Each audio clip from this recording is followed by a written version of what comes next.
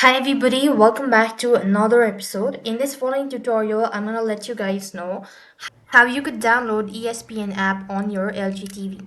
To download the ESPN app on your LG TV, you have to first of all go to your app store.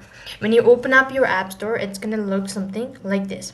Now, while you're on this page, you wanna go ahead and tap on the search box and type in ESPN and look for it.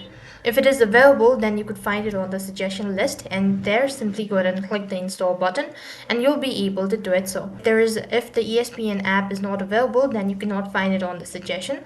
So simply it means you cannot download it on LG TV. Likewise, the alternative method is to you could use a web browser by going to the internet browser, and you could also log in from the web browser. So this way you could actually download the ESPN app on your LG TV. That's all for this video.